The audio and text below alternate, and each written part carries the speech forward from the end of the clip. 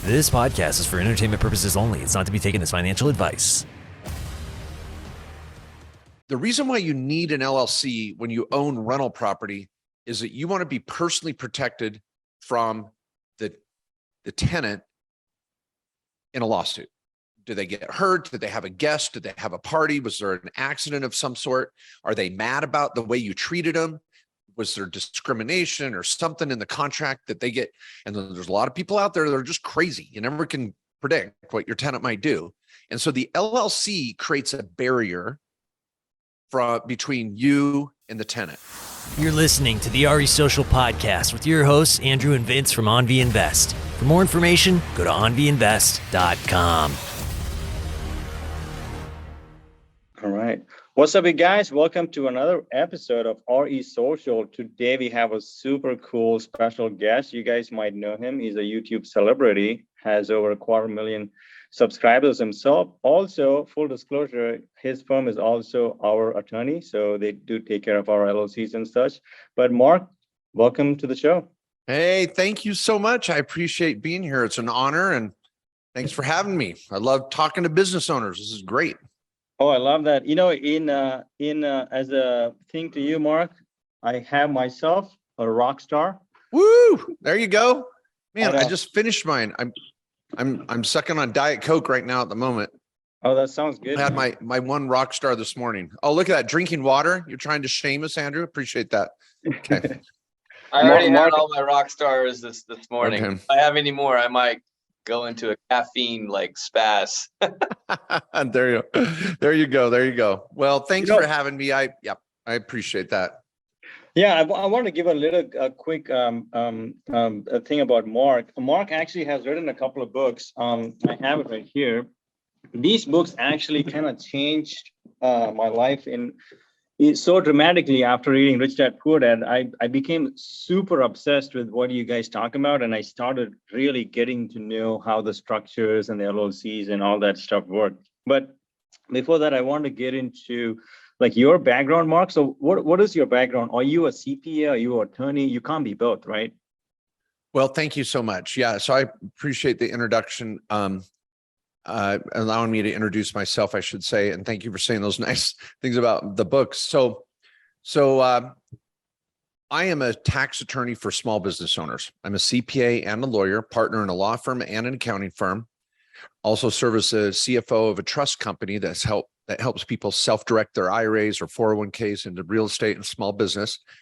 I've written 3 or 4 books, been hosting a podcast for years, and written hundreds of blog articles, and had events every year around the country for the last 10 to 15 years.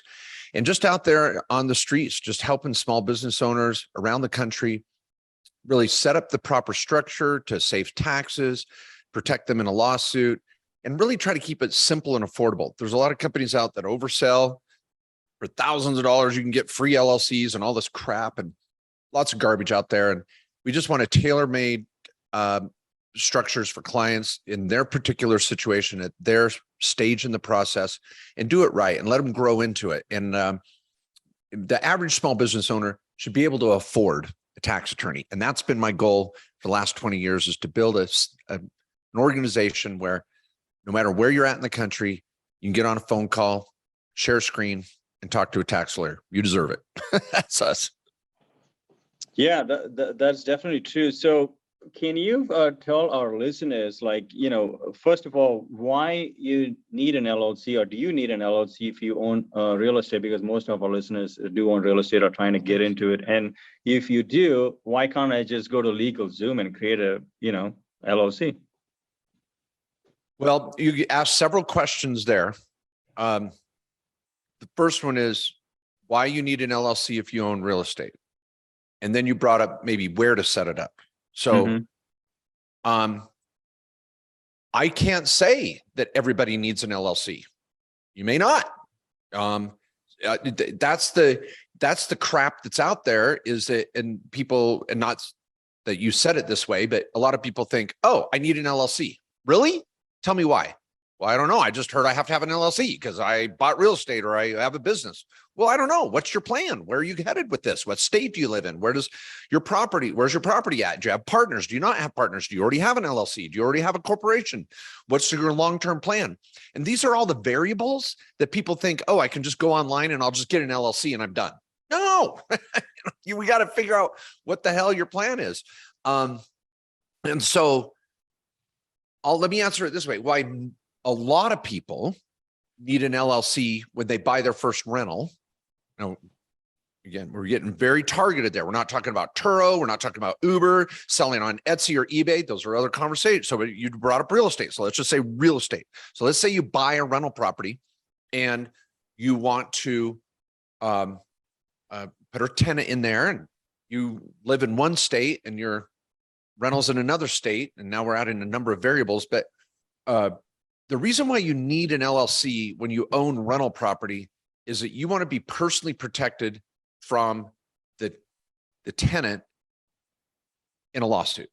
Do they get hurt? Did they have a guest? Did they have a party? Was there an accident of some sort? Are they mad about the way you treated them? Was there discrimination or something in the contract that they get? And then there's a lot of people out there that are just crazy. You never can predict what your tenant might do. And so the LLC creates a barrier between you and the tenant. And so you want to put that rental property in the name of the LLC and create that relationship between the LLC and the tenant so that you're protected personally. That would be your first reason. There's more reasons, but that's usually the primary reason. Okay.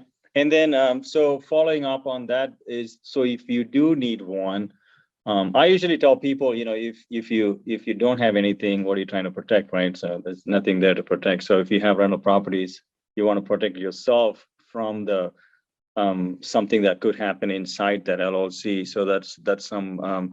So once someone decides that they do want to create an LLC and they put their property in there, what is the purpose of going to an attorney such as yourself or your company or whoever it is to structure the LLC rather than online? Great question. And so, well, just kind of like I alluded to it on the a moment ago, was you're making a lot of decisions for yourself when you go online and check a box and say, I'm going to set up an LLC that you may not have the answers to. For example, if I live in Arizona, but my rental property's in Tennessee, your first question is, oh, do I set up my LLC in Arizona or do I set it up in Tennessee? And so you're going to check a box online and hopefully you get it right.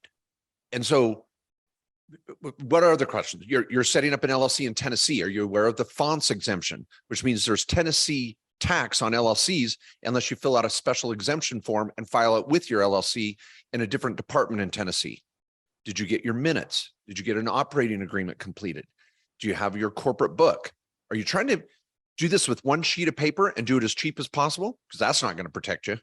And so all these little questions are answered when you have a consultation with one of the attorneys. And I know, Vincent, you've worked with the attorneys at our office. And I mean, for a whole hour, you're like, just peppering them with questions and like, okay, what happens if I'm married, I'm single, I've got 4 rentals, I got 1 rental, it's worth this, it's not worth this much. I've got, so all those questions, that's the purpose of having a lawyer help you prep your entity. And it doesn't have to be expensive.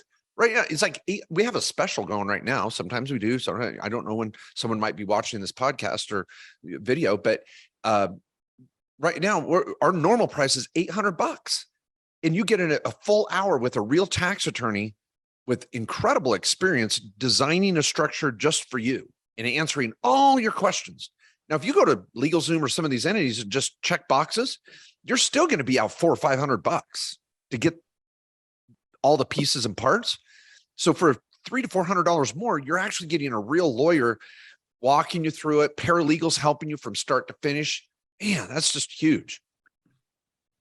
Yeah, I mean, so I already know all the answers to what Mark's saying. I just want the listeners to understand how important it is to actually have for me, it's more about having a relationship with an attorney who I can just rely on, either emailing them or calling them, setting up stuff, So if you want to do it, I say if you want to do it as a professional, and if you want to take on this as a real business that you want to do with your life, then I definitely recommend having like an attorney on your team. Like you want to have a CPA, an attorney, real estate guy, a realtor, a loan officer, all of those things. So these things kind of play a critical role.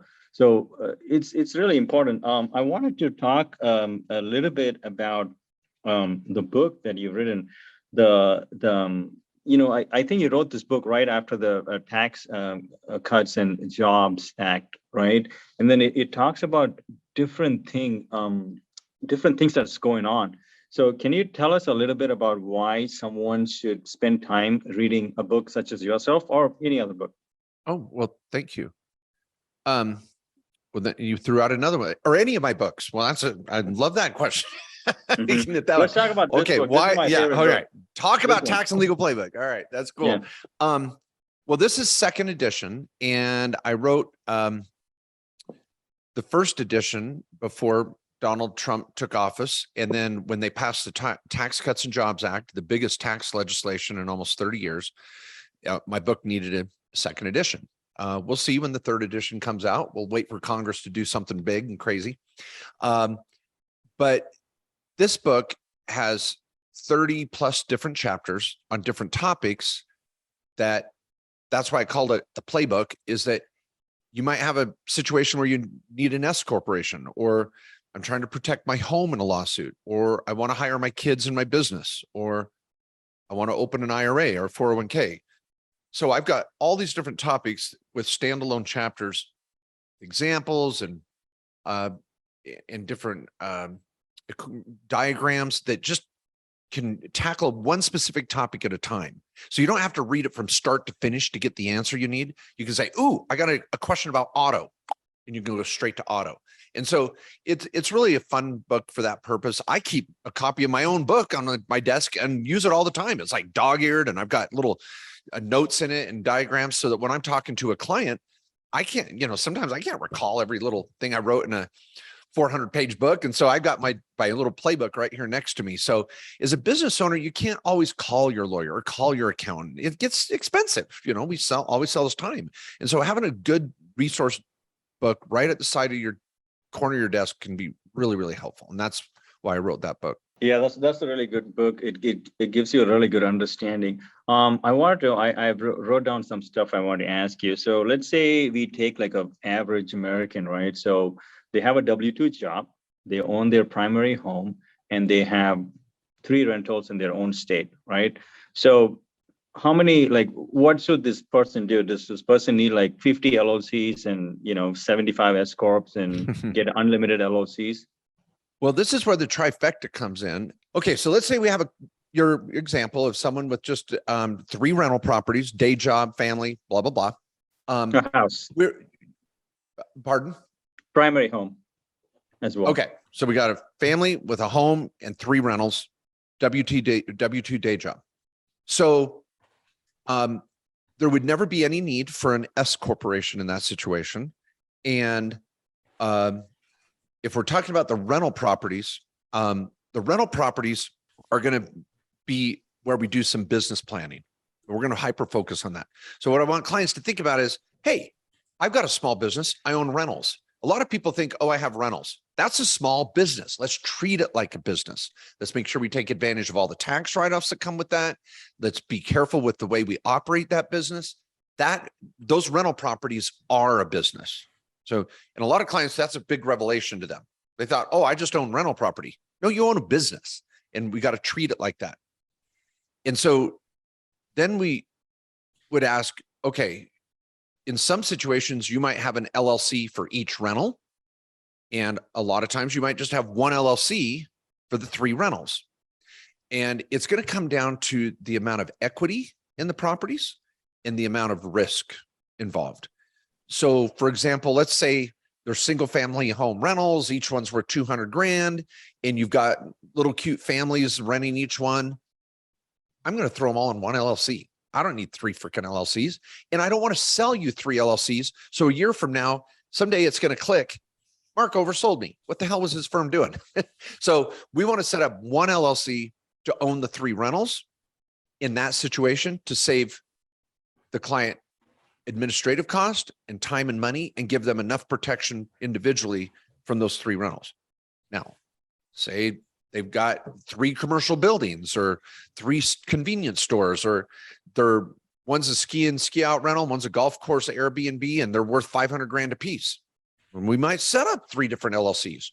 Again, this is where the consultation with someone that's doing this every day is going to do the right thing, hopefully, and tailor it to that family situation. There is no perfect answer. There's going to be a lot of variables as we play into it. Is there, Mark, is there like a certain number? Like there's a threshold, if it's above $500,000, we do a different LLC, or? Kind of the benchmark that we use a lot of times is at about 250 grand of equity. I'm not going to look at what the property value is. I'm not going to look at the mortgage. I want to look at that sliver in between. How much equity do you have in this property? Because if you just bought it and you put 5 or 10% down, you've got some private lending going on, you don't have a lot of equity in it yet, then putting them in one LLC again would probably be sufficient. But if they're the equity figure that you're talking about, we start to really raise an eyebrow at about 250 grand. That's just arbitrary. Some clients, they want a new LLC for every rental. I've had clients walk in the door with 15 rentals and 1 LLC, and I'm freaking out. So it's a risk tolerance of, but I think around 250, you start looking at putting your eggs in different baskets.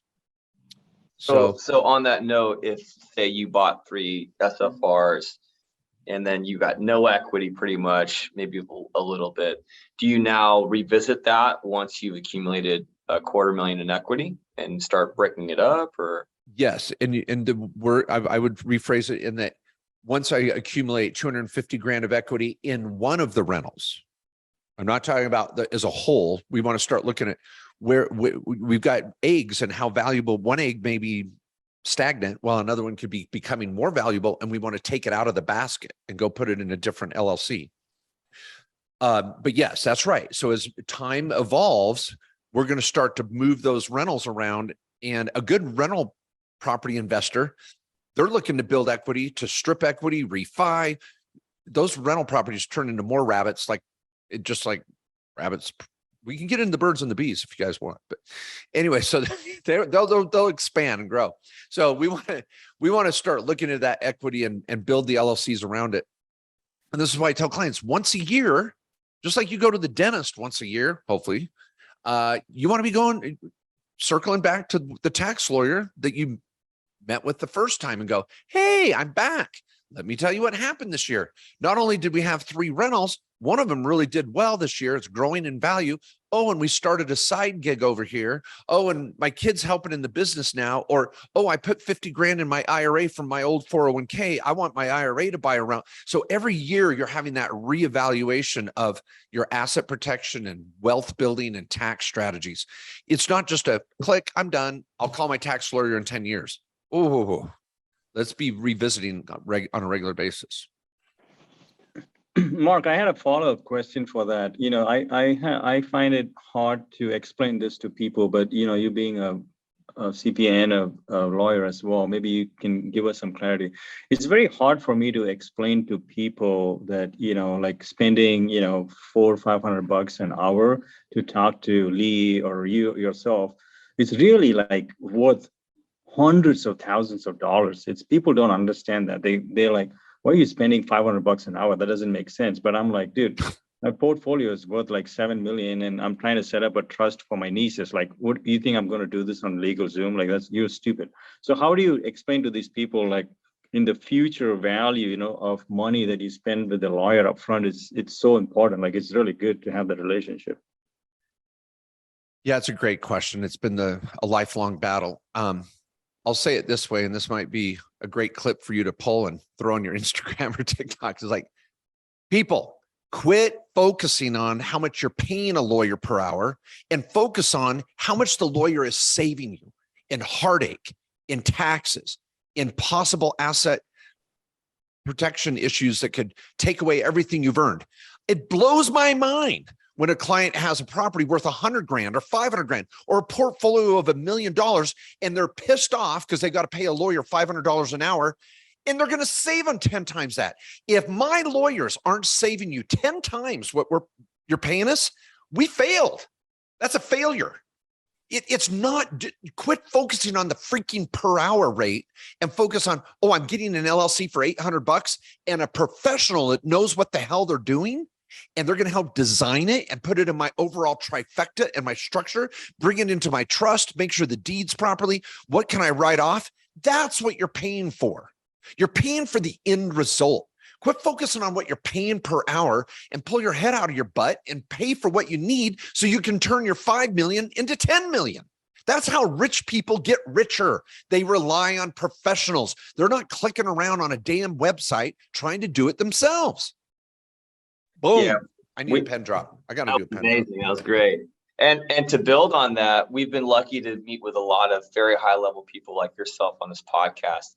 And consistently, all of them who are crushing it are usually they paid for some sort of mentorship. They've paid for they're willing to pay money up front for protection, for education. They're not stepping over over dollars to pick up pennies, so to speak. So to build on that, I'm a pattern guy.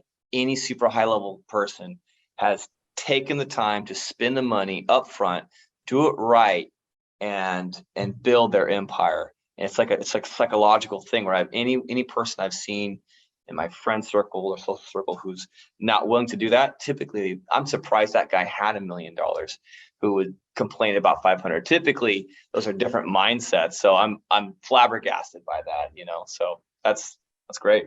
Yeah, it drives me crazy. So I just know. And the best when I really clicked for me is when I love to go to Home Depot. I'm a DIY guy. I love it. I like to go and tinker around on Saturday, but I know my limitations, and I think a lot of people think they can play lawyer on TV and they hyper focus on the rate per hour and not the reality of what they're saving on the back end. I mean, I can drop a tax strategy off the cuff on a phone call that saves them $5,000. And then they're like, well, that call costs $500. What the hell? You want to go screw around on Google to try to find that answer? We stand behind the advice we give you. We carry malpractice insurance. When we sign your tax return and give you advice, we stand behind it, and you're pissed off you paid $500 an hour to learn how to save $5,000? Whatever, just crazy.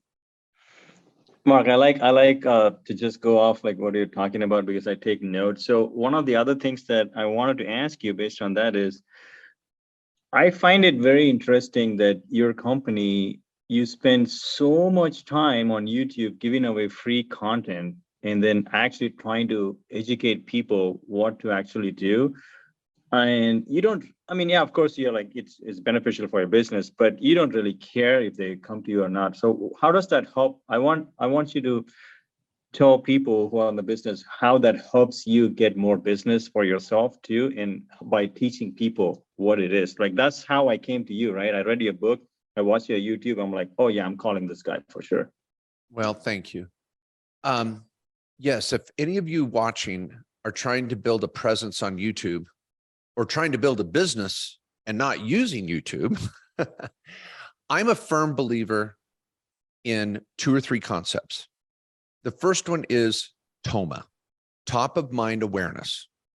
It's a marketing principle many of you have heard about, some of you haven't, maybe. TOMA, top of mind awareness. I want to be out there. So when people think of, I've got a question I can't answer. I need some help. I need advice. It's time to hire a professional. Who's the tax lawyer that I've watched on YouTube? Oh yeah, it's Mark Kohler, and he's got a firm, and I can get one of his lawyers or CPAs to help me out. And I know they're going to be speaking Mark Kohler language. I'll call him. Top of mind awareness. The more I'm educating, teaching, and giving away information on YouTube, quality information that I love and am passionate about, people are going to think of that top of mind awareness when they do need services. Ultimately, people can't live DIY on YouTube and build these successful businesses. At some point, they're going to need that professional. I want them thinking of me when that time comes. Number two, I like making deposits.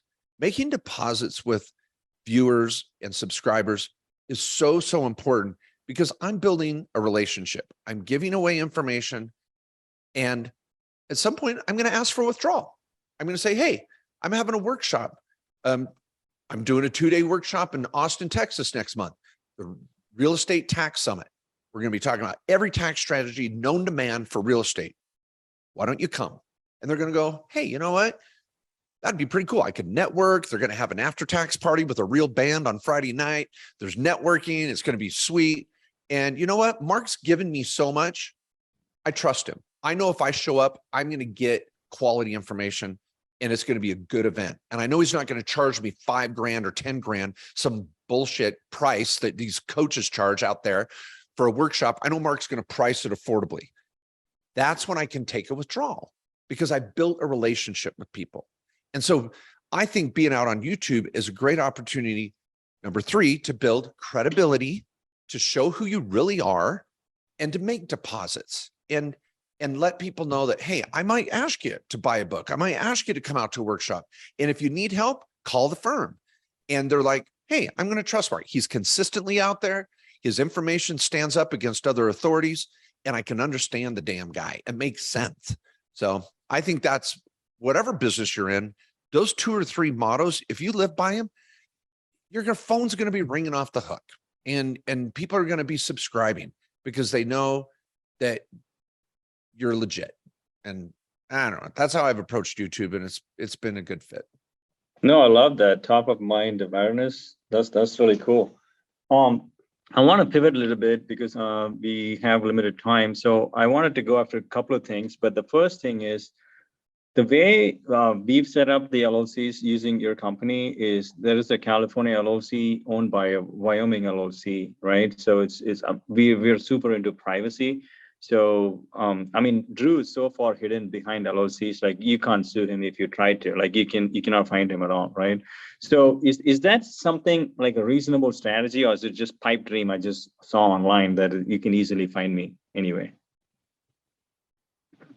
Well, privacy is a very tricky topic. And let's make an important point here. Asset protection and privacy are 2 different things. They're not the same. Yes. A lot of people worry about being seen or being hidden and all this, and then their structure sucks. And with someone with enough tenacity and money and some creativity, they're going to ultimately find you. We know that. You're never, ever, ever, ever going to be totally hidden, especially if the feds or the government's after you. They'll find you. And so I like privacy. I like putting up some barriers that keep away 90% of the riffraff. But at the end of the day, I've got to also look at asset protection. Does my structure make sense? Am I doing my annual maintenance? Are my records in good order? Do I have good bookkeeping? Am I filing my tax return? So that has nothing to do with privacy. That's what's going to happen in court. See, the asset protection is after they find you. The privacy is I want to make it hard for them to find me or my assets. And that's valid. I like both. It's like camouflage and a bulletproof vest. We want both of them. Now, they're not going to protect you independently or entirely.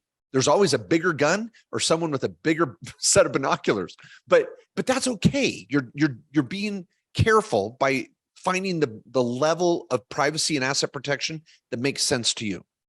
So, well, for one person, having a double layers and using mail forwarding and a Wyoming entity and all this, for a person that's really concerned about privacy, that's worth it to them. And when we meet with the client, we start talking about all the privacy issues of how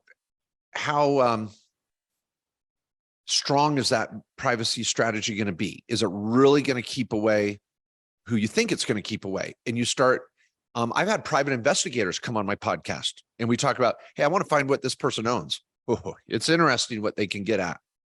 It's interesting what a PI can really find, and finding a person and finding their social and finding their tax ID numbers. You want to find out how exposed you are. a lot of clients that are freaking out about privacy, I tell them, have your brother hire a private investigator and do a report on you. Costs $500, maybe $1,000, maybe $200. Just have someone do a little investigation on you and see what they can find just on the web. Yeah. And you can reevaluate your privacy strategy. Yeah, I just like some privacy. So, if you do like an asset search on you, it's hard to see how much you own. So they might just settle easier and all those kind of things, topics you talk about. Yeah, hiding your assets is different than hiding you too. You have to remember that. It's a lot easier for me to hide an asset of yours than it is to hide you and where you live from the world. Yeah, I was talking about hiding the assets. I think you might have misunderstood me as on your series study on your website, you have that the final series, you just go like disappear, like you don't have anything. Not that.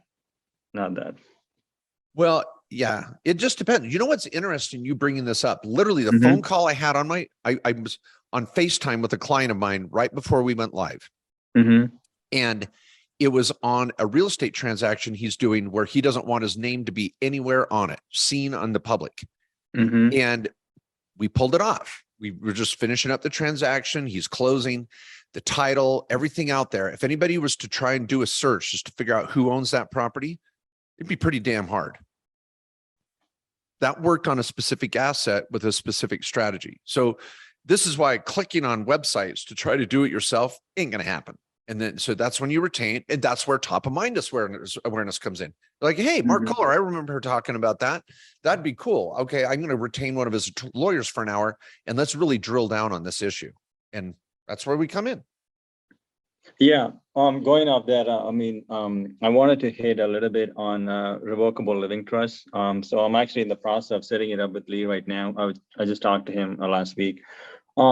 I was kind of bummed out by one particular thing. I don't know, maybe if you know more about this, is right now the limit is 12.5 million, right, for people to pass through without any additional taxes, but it might go back to 5. So if it does, do you have what do people do? I mean, $5 million is not a lot of assets. So if my estate is worth $50 million or $10 million, am I getting taxed 40% on anything over 5 million? That sounds ridiculous. And is that on net value? Like, how does that work? Okay, well, for everybody out there, let me put us in 2 different boxes if I can. Okay. The majority of people, including me, I'm not worth 50 million, estate planning and having a revocable living trust has nothing to do with your your wealth, your net worth. I don't give a rat's ass if you're worth $1 million or 100 million. You need a revocable living trust. I don't care if you're 19 or 79. You're going to need a revocable living trust. The trust does things that have nothing to do with estate tax. They're about privacy, about avoiding probate. It's about building wealth that you're working on. Where's it going to go when you die?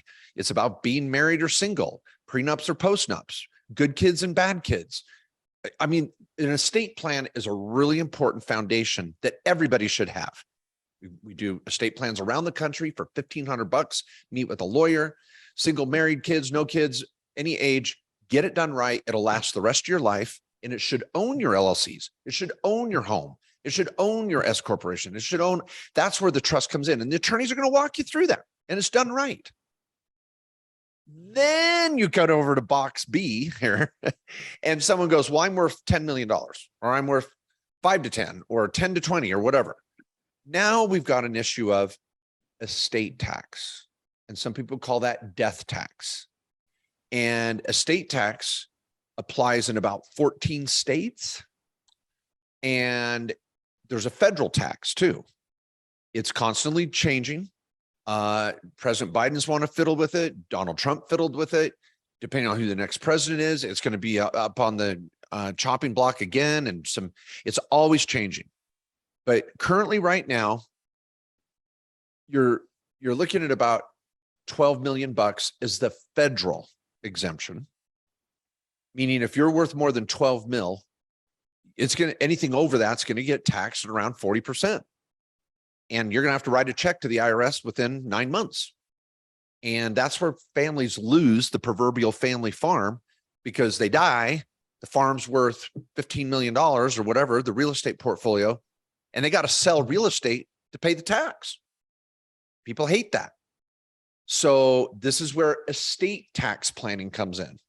So we have a whole other gamut of things we're going to do with your revocable living trust to start addressing the estate tax issue. And that's 1 in 100. I mean, I'm not dealing with estate tax issues every day. I don't have clients running through my door going, I'm worth 20 million. Help me. I was on LegalZoom. So I would tell people, if you're in that bucket, if you're worth 20 million, you already got a lawyer dealing with this, but call me if you need. Whatever. So so let's say it is worth $10 million or whatever, $20 million, but I have a loan on it for 18 million. Is the government going to tell me to liquidate it and give them money? Like I don't have the money. So how do we do that? Okay. This kind of goes back to Andrew's question. I'm looking at your estate net worth. Net worth. Okay. So not it's your just value. Equity. Okay. So if people go, I'm worth 40 million. Really? 40 million. Sell everything. You're worth 40 million. Well, I got loans. Then you're not worth effing 40 million. You know, what's your equity in your estate?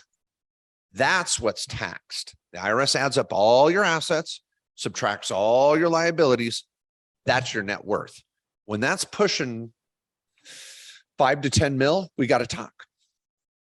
Okay, that makes sense. That's reasonable. I guess there's different strategies. You could deed it to people too. Like no, you can't. No, you can't? I didn't say that. Did you hear me deed to anything to anybody? We're going to jail. I didn't even give you the strategies. I didn't even tell you the strategies. I just said we got to deal with strategies, and giving it away ain't one of them. Trust me. So I don't want you to give away stuff. Yeah, I guess we could deal with it. Give it to me. That happens. That's cool. The last question I had was, because we haven't talked about this, we did talk very briefly about active income. And can you tell, so Drew has the active income coming in, but he has an S corporation set up. So why would someone need an S corporation, and why not just a LLC, right? I know you like this question. I do, but let's put some different terms to it.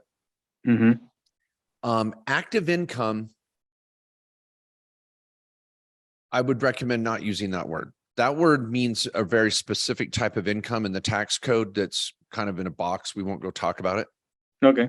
The word that I think that you're referring to is ordinary income. Okay. Ordinary income. And you can have ordinary income subject to self-employment tax and ordinary income not subject to self-employment tax. Then you've got passive income, capital gain, active income. The list goes on. There's like 9 different variations of fruit out there. And so the big one that most people face is this ordinary income subject to self-employment tax. That is what throws the greatest net over people. So if you're, for example, selling crap on eBay, you're driving for Uber, you're a consultant with a 1099, you're a realtor with a 1099, you're a landscaper, a contractor, a YouTube personality, you're writing books, you're a dentist, a doctor, an engineer, a civil contract. So if you're a subcontractor in any way, shape, or form, you go, well, they didn't give me a 1099. That doesn't matter. You're still paying effing tax just because you didn't get a 1099. Well, they paid me under the table. Doesn't matter. You want to go to jail? Let's do that. I'm so sick of under the table crap. So whether you get a 1099 or is irrelevant, the point is you're operating as a 1099 contractor. In any of those examples I gave you, setting up an LLC is a bad idea. That's not going to save you anything. LLCs do not save taxes. LLCs are about protection and partnerships and IRAs and 401ks and oh my gosh, the list goes on. But an LLC does not save taxes. S corporations or an LLC taxed as an S corporation. Some of you are like, what? Oh, well, my LLC is taxed as S corp. Then don't tell me you have a freaking LLC. You have an S corp. Once you take an LLC and make an S election, don't tell me you have an LLC because my brain's going over here and you're way over here. You got to call it what it is. I have an LLC taxed as an S. Okay. So once you have an S corporation, now all that ordinary income, the examples I just gave, all that ordinary income can now be protected for the most part from self-employment tax, which is 15.3%. So we can start doing a salary, taking pass-through draws, pass-through income, K1s. We're going to worry about the 199A deduction. We don't want to get in trouble with the IRS taking too little of a salary. We need to find that sweet spot. Oh, you want to contribute to a solo 401k? Oh, you're going to put your spouse on payroll? Really? Oh, you want to put your kids on payroll? So all these little issues start to come out of the woodwork. And some people are like, oh, I'll set up an S Corp. Oh, really? How much payroll are you going to take? 10 grand because I don't want to pay self-employment. Okay, great. When the IRS calls, don't call me because you didn't want to get your shit together, So forgive my French, you can beep that out. But the point is, there's a lot of little strategies that go with the S Corp that make it amazing. Don't step over the dollar to pick up a penny thinking you can manage your S Corp. Do it right. And so an S Corp is very, very useful, very, very powerful with the ordinary income, has nothing to do with rental property. That's where our trifecta comes in. Put our operations on one side, our rentals on the other side, and then we see the synergy all come down and together into your trust. We have our trust at the bottom, LLCs for rentals, S Corps for operations, generally. But again, families are different, people are different. So, sorry, you get me excited there, Vincent. Yeah, I really like this stuff, man. I'm like a super nerd. So just to kind of recap, it's benefited me a whole bunch in terms of kind of how I'm set up. And so Vince is who talked me into doing it, who got it from you. We've been trying to talk our other guy, our friend, into doing it, who's operating at a very high level in terms of his ordinary income. And is he still Mark, you don't even want to know this. This is one of my best friends. His gross is 1.1 and his net is 370K. Wait for it. Are you ready? Schedule C income. Game over. And so he's what's his like, number I'm like, one? you're getting audited, bro. Well, yeah, it's 15%. Sorry, 15 times more likely he's going to get audited. That's not even talking about tax savings. A Schedule C gets audited 15 times more often than an S Corp. So just out of curiosity, when you say, why don't you call Mark Kohler? You're paying too much in tax. Not that he talked to me. I haven't worked with one of my attorneys, but what is his answer? Like, why doesn't he want to?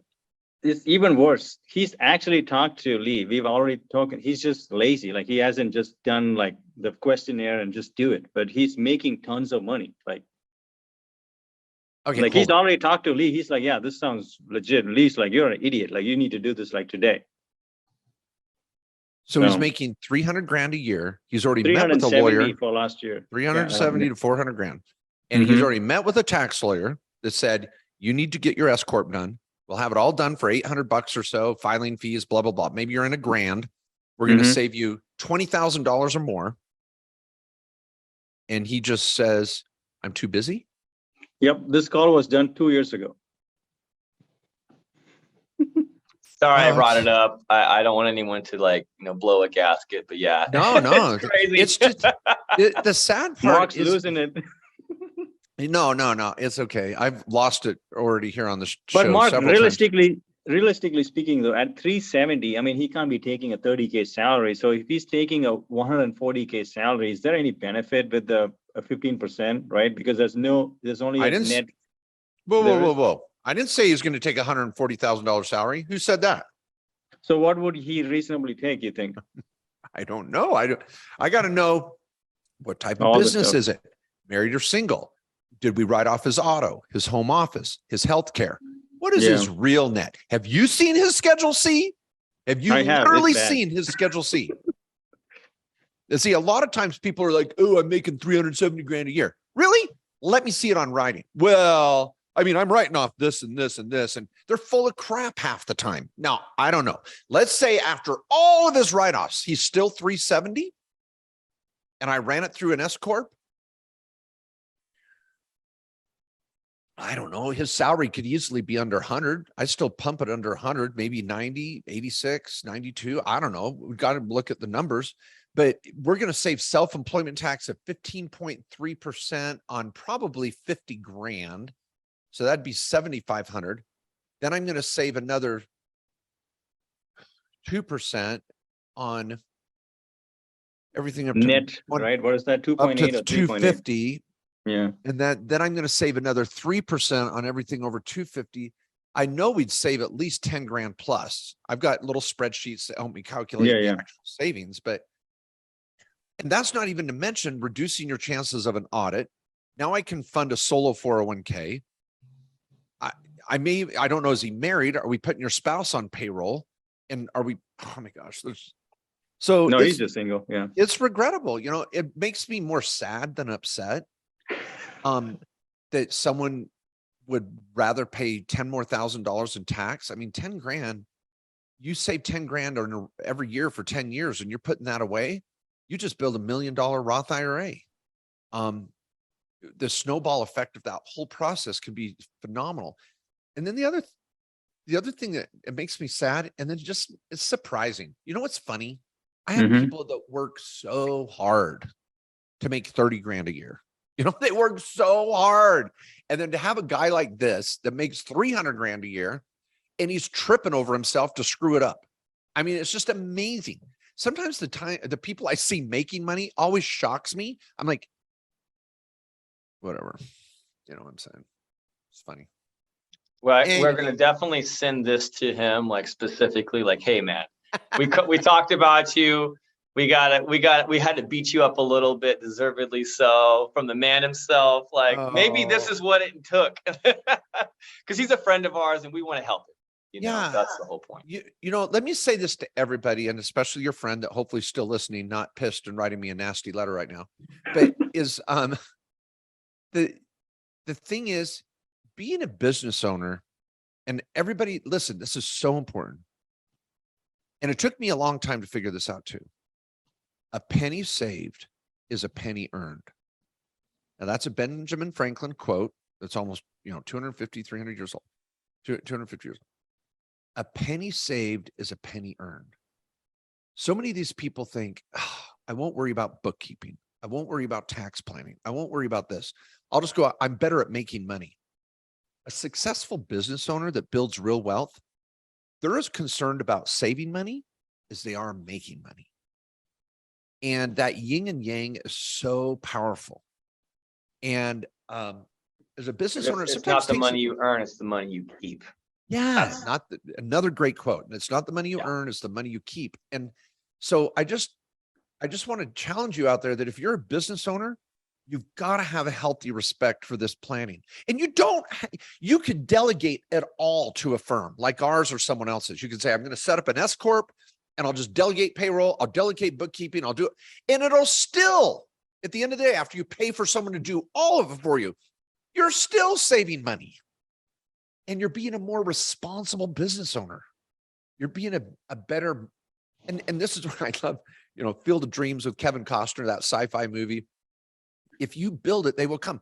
Anybody that's even remotely spiritual listening to this, how can divine, powers, God, whatever you want to call him, how can he bless you if you're not organized?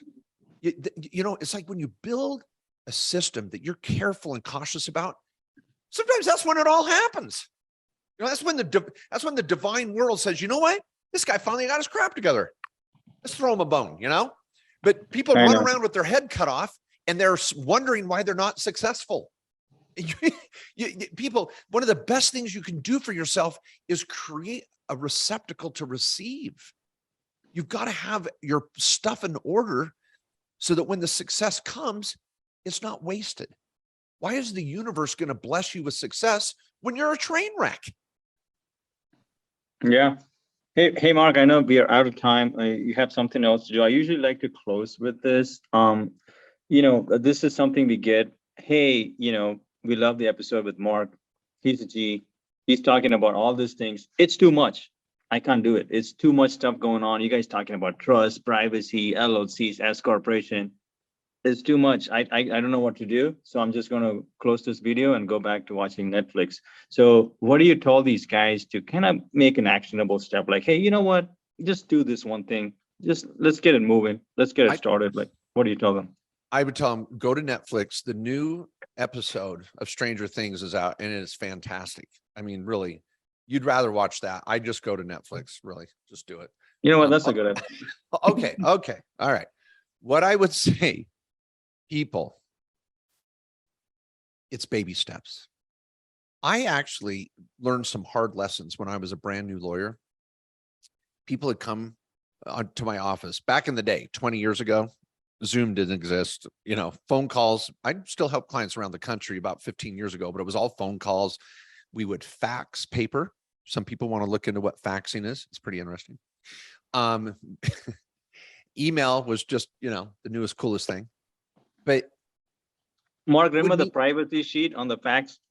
Behind the privacy sheet is your social. Yeah. Just floating around. Good stuff. So when I would meet with clients, they'd get all excited. They'd be like, Mark, I want to do it all. I need a trust. I need an LLC. I need an S corp. I need this. I need that. And I was so excited for them. I'm like, let's do it. And we set up all this crap. They're saving money. A year later, they fire me. They're upset. They're like, Mark, too much. And I was like, well, first of all, you asked for it and it makes sense. It doesn't mean they're ready for it. It takes time to kind of absorb each step and live it. And so what I've learned, and I teach this to all my attorneys, is let's meet the client where they're at.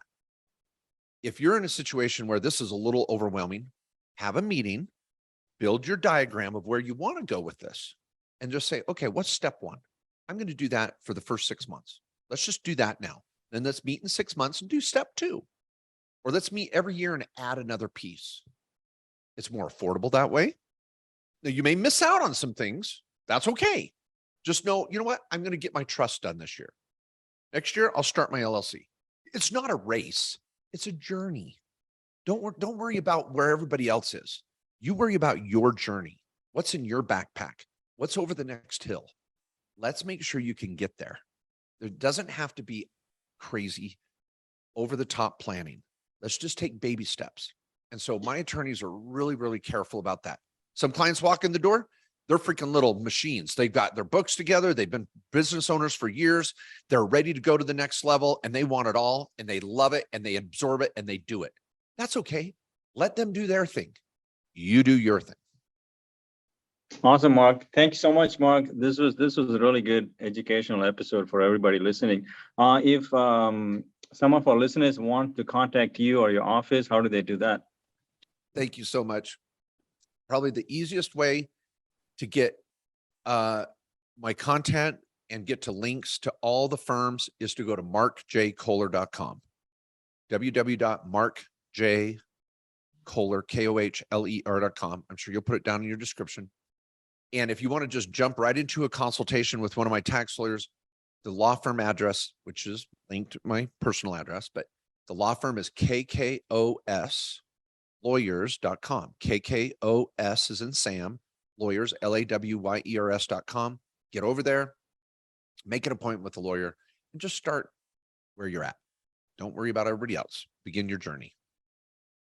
Thank you, sir. This was awesome, man. Thank you.